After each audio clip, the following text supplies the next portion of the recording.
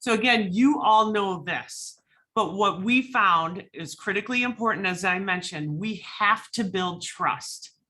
And how are we going to build trust? And that means we're listening, we're being vulnerable, we're checking our ego, bringing our heart.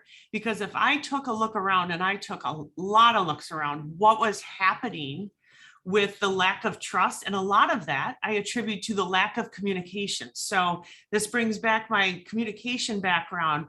If nobody's communicating, those voids are filled with misinformation, which then leads to fear, denial, hospitalizations, death, trauma. The impact is lasting for generations. How can we build trust as a community? And a lot of it was showing up and listening and then taking action, which was critically important for our community. As I said, and I want to make sure, trust is everything to this work that we're doing. So one of the things we talked about is that identification of barriers. And this was critically important, and this kept coming up over and over, the barriers that were in place within our own community. And then how can we do what we say and say what we mean, so to speak, and take action? So I'm just going to give an example. One of the very first barriers during high influx of testing needed to be done in our community, we heard from communities of color represented around our table that IDs were going to be checked at testing locations. Whether or not that was a fact or not, that was the perception out there, then that was curbing people from showing up for vaccinations. So that's just one example I'm sure you're all very familiar with, but if you take yourself back 2 years ago, over 2 years ago, this was a huge barrier to overcome. And we talked about, this is a grassroots up endeavor, not a top-down approach. So anytime I think I'm in a space of saying, here's what's going to be done, I sit back and I check myself and I listen. I listen to what others are saying around that table, who are deep in the trenches of the work that finding a solution with us. So going back to those weekly and then bi-weekly meetings we were doing with the committee. Again, this is so important because we don't want to just have groups leap into hosting a vaccination clinic or a community event. This building of the trust was hugely important for us in the Fox Cities area. So we had many conversations that were so incredibly uncomfortable, but together we talked through them, and we keep talking through them. We acknowledged as a committee systemic racism. So many times people were vulnerable, sharing their stories. We were honest with one another. And again, it goes back to creating that safe space, because I think what many of us have witnessed is the breakdown of people talking. I see this all the time between a white person and a person of color, and they don't even know how to talk anymore. When that communication breaks down, that trust breaks down, and there's nothing to build from. So again, really, really important. And one of the other things that was so important, and Dr. Pam, I always think about you, is we are tired of talking, we need action. Those were our words of inspiration. Again, this came up at the committee level over and over again. How many times are we going to keep talking before we get to the action point? So again, keep in mind where we were in the space of this virtual meeting with the committee, and we got to that point as a community. It is time to take action.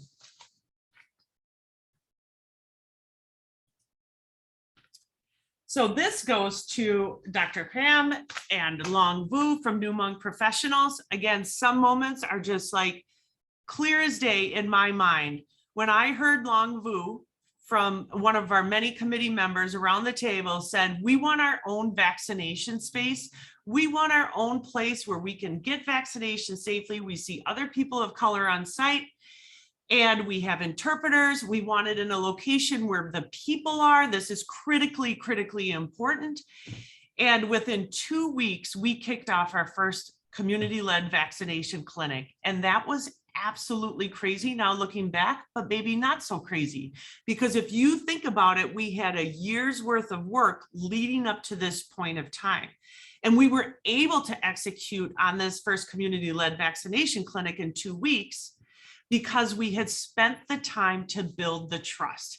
We had spent the time to have vulnerable conversations with one another. We had spent the time to ask questions of one another and then to listen. So again, this is just going over everything that I've talked through in terms of all those committee meetings that we have been doing for weeks on end, and all, I talk about the committee that we formed, but it was also going back to the relationships that we were building with one another. And so sometimes, a lot of times, these conversations were not happening at the committee level, but they were also happening now on our own time.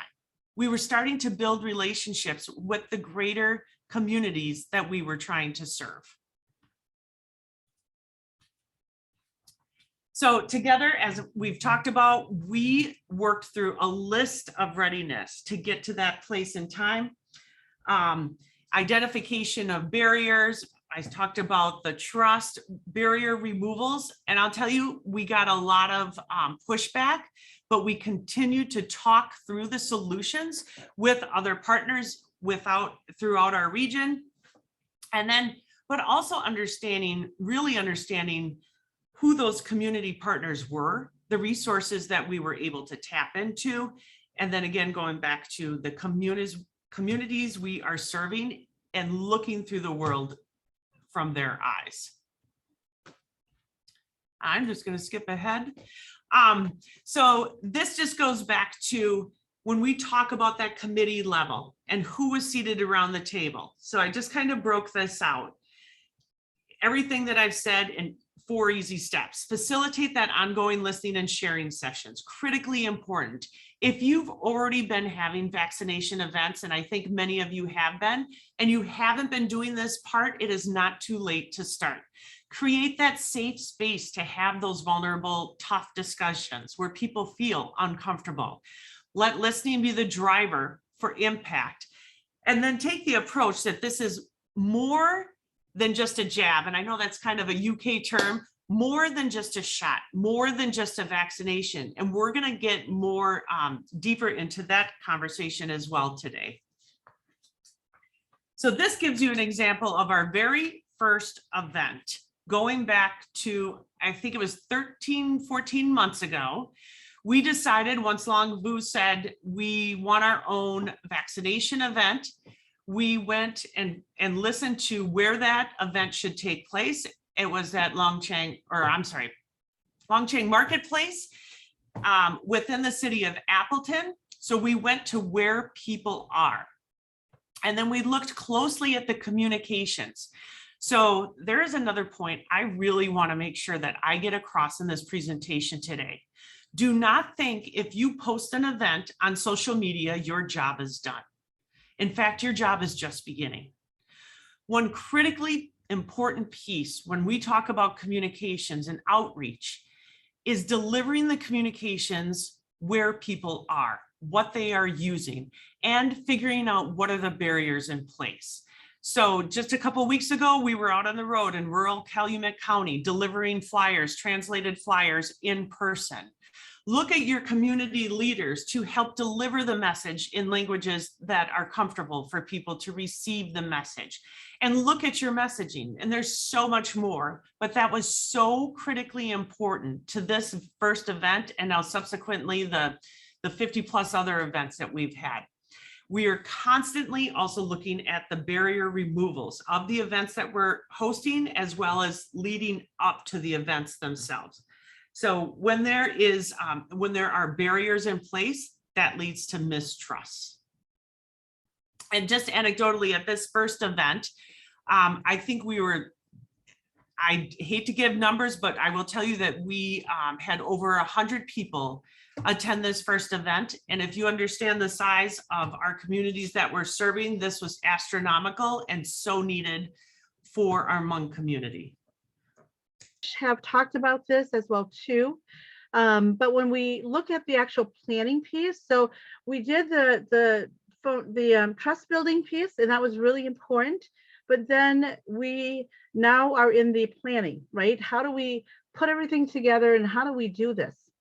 And so in any situation, you have two challenges or you have two options. You either can look at it as a crisis or an opportunity. And depending on how you determine that, that's how you proceed.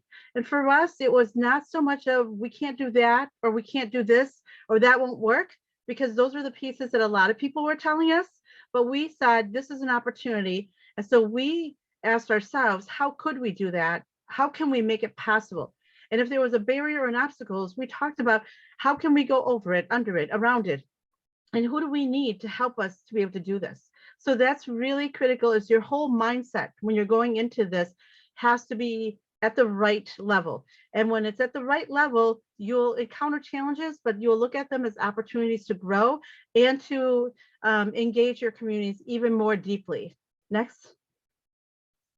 The other component of this, and we talked about the trust building and all the things that we were doing to do the trust building. But the one thing that we also realized is that we can get our communities of color ready. And as a community advocate in this community for 20 plus years, I also was instrumental in creating the very first EDI coordinator position for the city of Appleton, which is unheard of at the time in 1997. No one in the state of Wisconsin had an EDI coordinator at the government city level. And so part of the work that I was doing is really not only to go into the communities of color to say, hey, you know, what are your needs and how can we help you? But we also, the organizations and the community itself had to be ready. When we received those answers, when we did those listening sessions and we heard from the communities that we were looking at helping and elevating, when they shared things with us, we had to be able to act on that. So one of the pieces that we felt was really critical was the whole cultural competency piece. And as you look at these components of how critical that piece is, you have the vaccination, which is kind of what we were hoping to do, is to engage people, to get people vaccinated.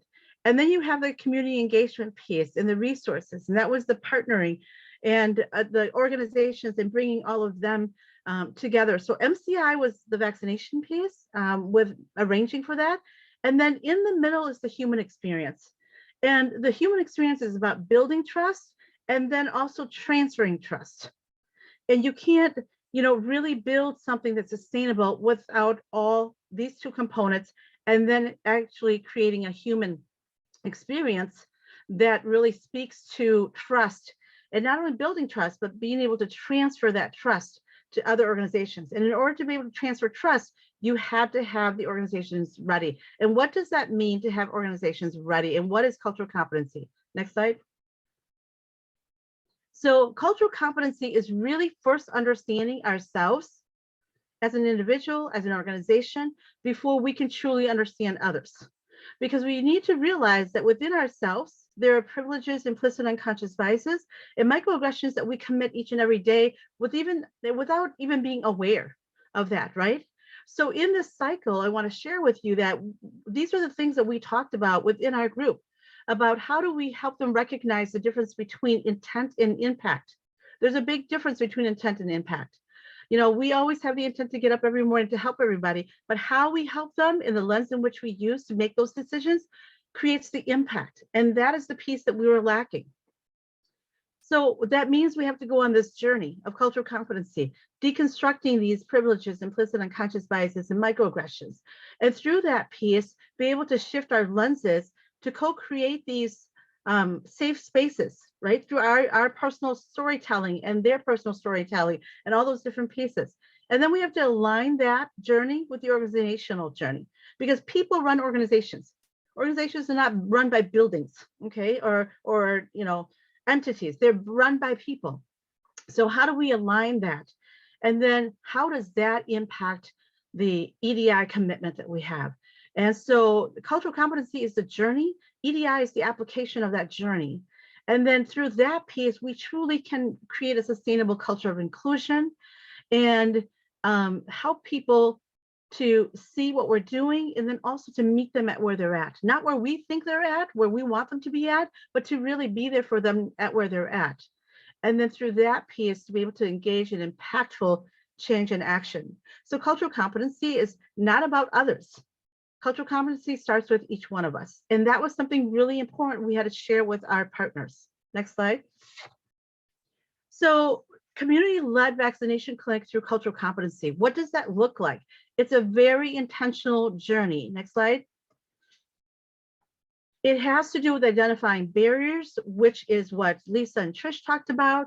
It's about understanding your target audience. You are not serving everybody. And if you think you're going to be able to serve everybody, you're just really opening yourselves up for more challenges. You have to be very certain about who you are serving. Now, with that said, it doesn't mean that the community can't come, the public can't come. Our events are opened up to everyone in the community. But when we target a certain audience, we really look at the location, we look at, you know, the safety, all of those different pieces. Then we're very intentional about which vaccinators we bring in, who do we partner with that can create that experience that we are going for. And then we're also committed to ongoing planning meetings. So it's not just we talk today and hopefully we'll be able to do it in a couple of weeks.